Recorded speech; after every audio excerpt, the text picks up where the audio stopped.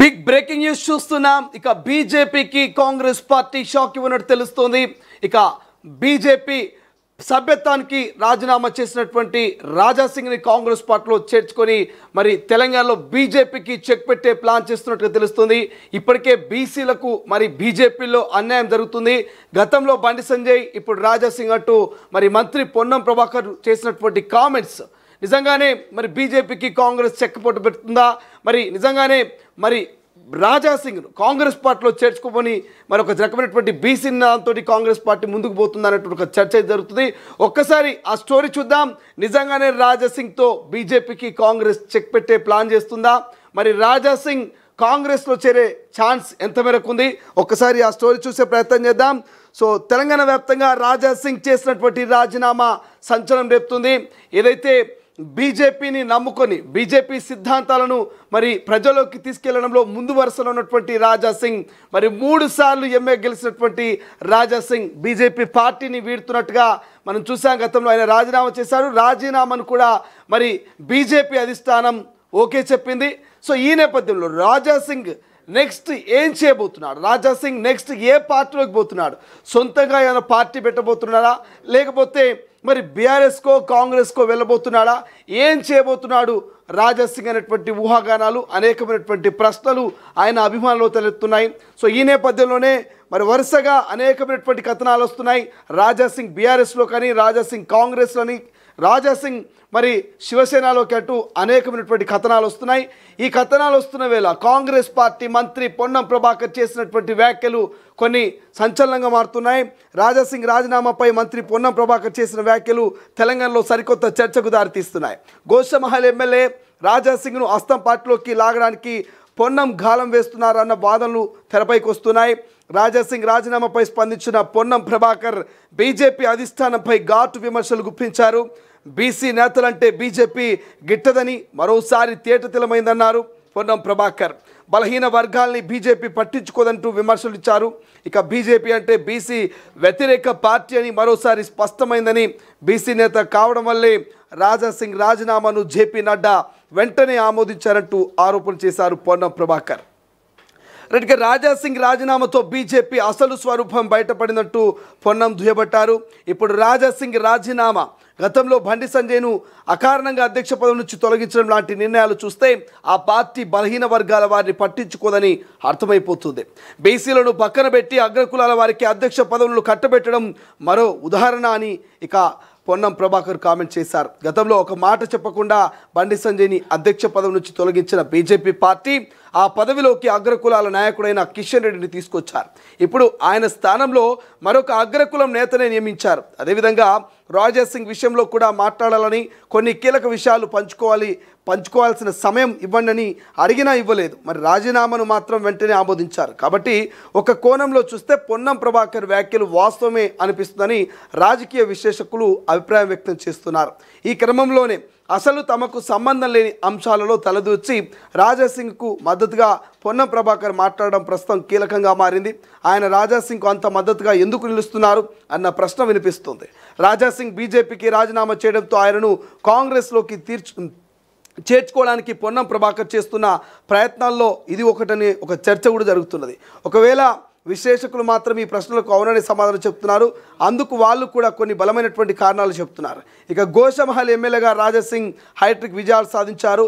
తన నియోజకవర్గంలో రాజాసింగ్కు ఉన్న ఫాలోయింగ్, ప్రజాదరణ చాలా ఎక్కువ. అలాంటి నేత తమ పార్టీలో చేరితే తమకున్న సీట్ల బలానికి ఇక మరొక అంకె చేరినట్లు అవుతున్నట్టు, ఓటు బ్యాంక్ కూడా పెరిగినట్లు అవుతుందని కాంగ్రెస్ నేతలు భావిస్తున్నట్టుగా సమాచారం. అందుకే రాజాసింగ్ను పార్టీలోకి తీసుకురావడానికి పొన్నం ప్రయత్నాలు చేస్తున్నారని ఒక చర్చ జరుగుతోంది. కొందరు ఆయన కాంగ్రెస్లోకి వెళ్తారని, మరికొందరు ఇక బీఎస్పీలోకి వెళ్తారని అంచనాలు వేస్తుంటే, ఇంకొందరు మాత్రం రాజాసింగ్ ఒంటరిగానే ఉంటారు తప్ప మరే ఇతర పార్టీ కండువా కప్పుకోరంటూ కామెంట్ పెడుతున్నారు. తన భవిష్యత్ కార్యాచరణపై సోషల్ మీడియా వేదికగా జరుగుతున్న ప్రచారంపై రాజాసింగ్ స్పందించారు. తన ప్లాన్స్ ఏంటనేది క్లారిటీ ఇచ్చారు. ఏ పార్టీలో చేరాలి అన్న అంశంపై తాను ఇంకా నిర్ణయం తీసుకోలేదంటూ తేల్చి చెప్పారు. తాను బీఆర్ఎస్లో లేదో కాంగ్రెస్లోనో చేరున్నట్లుగా కొందరు ప్రచారం చేస్తున్నారని, అలాంటి తప్పుడు వార్తలను నమ్మొద్దని ఆయన హెచ్చరించారు. అదేవిధంగా ఇలాంటి తప్పుడు వార్తనాలు వ్యాప్తి కూడా చేయొద్దంటూ కోరారు. కార్యకర్తలతో చర్చించి నిర్ణయం తీసుకుంటానని, ఆ తర్వాత తానే స్వయంగా తీసుకున్న నిర్ణయాన్ని ఖచ్చితంగా ప్రకటిస్తానంటూ రాజాసింగ్ వెల్లడించారు.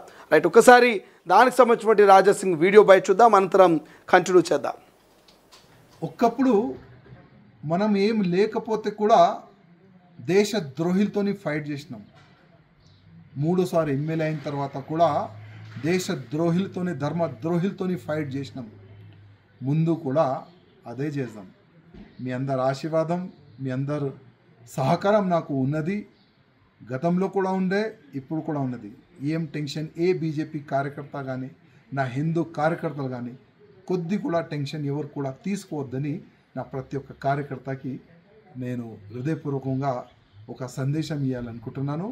ఒక్కప్పుడు మనం ఏం లేకపోతే కూడా దేశ ద్రోహిలతోని ఫైట్ చేసినాం.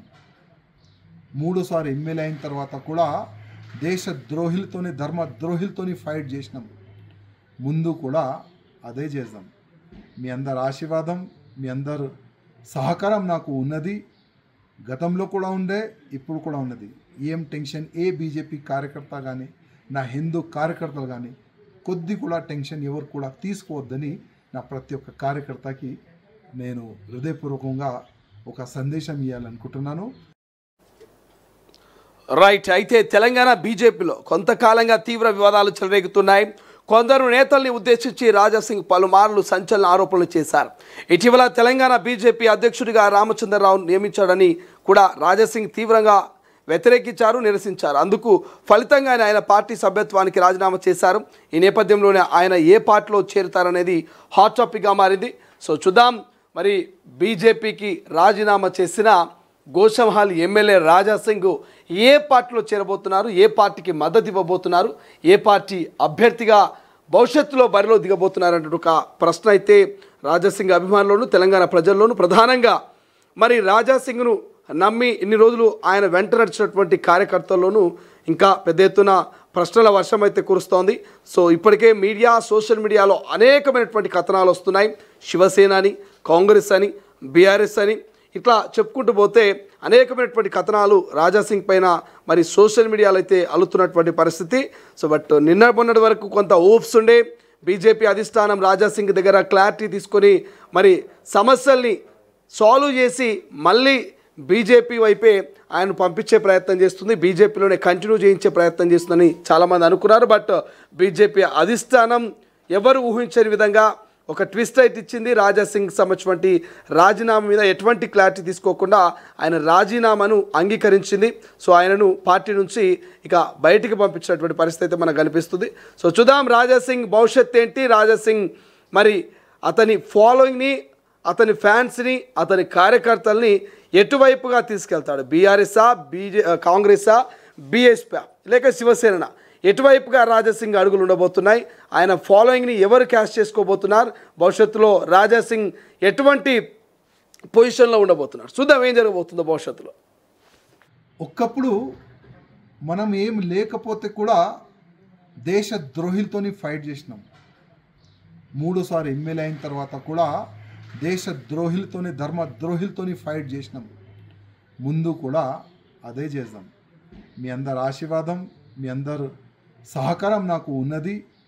గతంలో కూడా ఉండే, ఇప్పుడు కూడా ఉన్నది. ఏం టెన్షన్ ఏ బీజేపీ కార్యకర్త కానీ, నా హిందూ కార్యకర్తలు కానీ కొద్ది కూడా టెన్షన్ ఎవరు కూడా తీసుకోవద్దని నా ప్రతి ఒక్క కార్యకర్తకి నేను హృదయపూర్వకంగా ఒక సందేశం ఇవ్వాలనుకుంటున్నాను. అసలైన తొలి వెలుగు. ఫాలో వాట్సాప్ @తొలి వెలుగు official.